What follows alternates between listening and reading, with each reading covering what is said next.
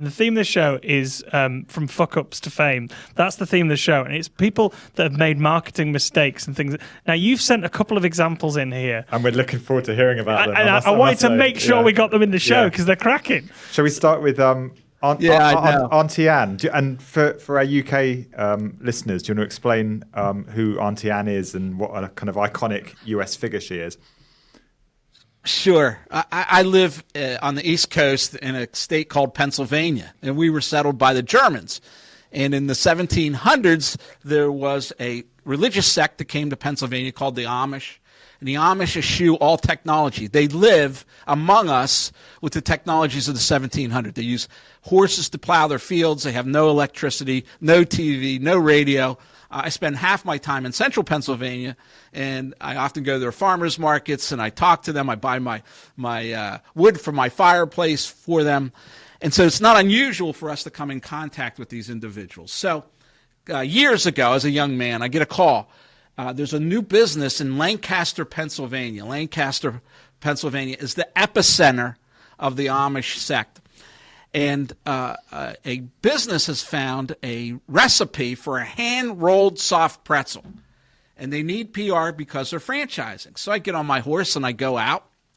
And I meet with the marketing director, which just hired. And I was joking about my horse, but I go and I just had a great vision of you just getting on your horse. That is a vision, yeah. Right. He's from the regular world, and he sits me down. He goes, now you're going to meet Ann Byler, who owns the business. And Ann's story is simple. She's very religious. She's a former Amish person. She didn't join the sect, right? Very connected to the community. And she's an evangelistic Christian, evangelist, right? Which is the path often for those who leave Amish. And she's going to meet with her. If she likes you, you're on board. So we go to the meeting. We talk a little bit. And, this is a whole different world because the Amish never want to come forward, right? They're not evangelistic. They don't want you to join them. They don't have any kind of propaganda. They're just a quiet people, confident in what they believe, and they don't really care about the rest of the world. And so she's explaining, I really don't want this. I don't want to be, they believe that the nail that sticks up the highest is knocked down the hardest.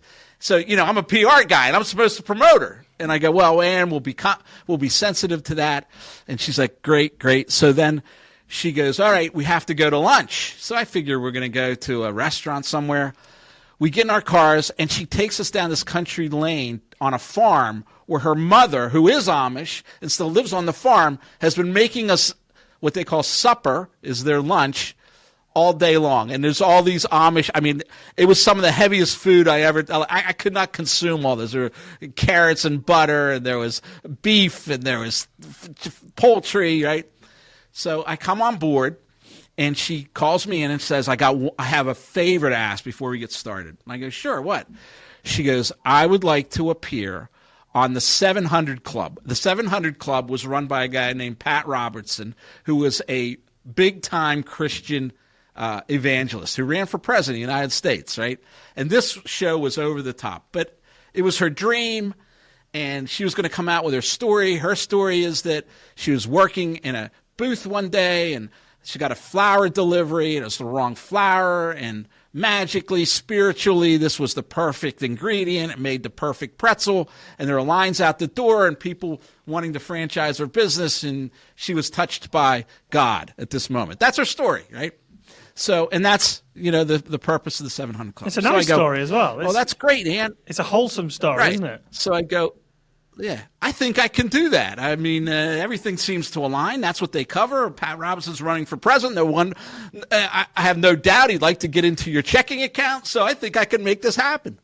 So sure enough, we secure an appearance on Pat Robertson, and I go down, and she has her whole crew come down in a black van because the Amish, those who've left the Amish don't even show chrome on their cars sometimes. We go down, I'm in the audience, and beforehand she goes, now, Greg, I have to tell you, I'm going to give testimony today. And I go, testimony? We didn't talk about that in media training, but I figure that's her telling her story. I go, well, you have a great story. She goes, no, I'm going to give testimony. I have no idea what this means, right? So I'm sitting in the audience, and I'm all excited. This is a big score for me. I'm a young guy, and I'm all full of myself. And so they come back to the show, and Pat Robertson does a preview before the commercials. And he goes, next up, a miraculous story of a woman who was given a recipe that has launched an empire, and how she walked away from the devil. I'm like, the devil? What's the devil? There was no devil? I'm looking around like, what's the devil? Right? So they come back and they start the story. And she tells, I've been very fortunate. God gave me this recipe for hand-rolled soft pretzels. I have 100 franchises now. And he goes, that's a miraculous story. And now tell us about how you walked away from the temptation of the devil. And I'm like, the temptation of the devil has no place in this story, right? So Anne goes on to tell the story of how she had moved to Texas and become involved with a church. And that church had a pastor who she had an affair with when she was married, and he defrauded the entire parish of everything they had. And I'm sitting there like, this was my shot, and it's totally destroyed. Like, why? Why? So she comes up after the fact, and she goes, how'd it go? I go, Anne, I thought you did good, but the whole backstory of the defrauding parishioners and sleeping with the pastor, we didn't, what? And she looks at me and she goes, Greg, I'm going to tell you something. 5 years from now, a publication like Forbes will come to call on me. And this is public record. And they will think they have something salacious. And I will say, oh, that's an old story. I've already told that story. You should watch the Pat Robertson episode. So I learned that she took the air out of the balloon and protected herself, right? Where I couldn't even put it together at that point. So is that a fuck up? It was on my part because I didn't know what she was doing, and I didn't understand the value, right, of putting bad news out sometimes. And I think that's the takeaway, that if you put bad news out, it can never be used against you in the future. Yeah, and that's what I learned from Annie Ann's hand-rolled soft pretzels. She sort of schooled you in how to do PR there. She sort of took the worst thing possible and shared it first. So nobody can ever come back, like you're saying, and get her again. Brilliant move. And it's a hugely... I mean, I was looking up the company. There's something like 1,200 franchises now, isn't there, globally? It's a hugely successful business, isn't it? It's just... She sold it and now lives still in Lancaster, Pennsylvania. But, I mean, it's a hugely successful... We stayed with them until they got about 500 franchises. Then they moved on. But... you're right. I mean, it's a very good lesson to learn as a young person, the value of deflating the balloon and putting out the bad news so that it can't be used against you in the future. There's real value in that. One thing that interests me about that story is they don't use electricity. So what's she cooking? How does the store work that do it, the restaurants?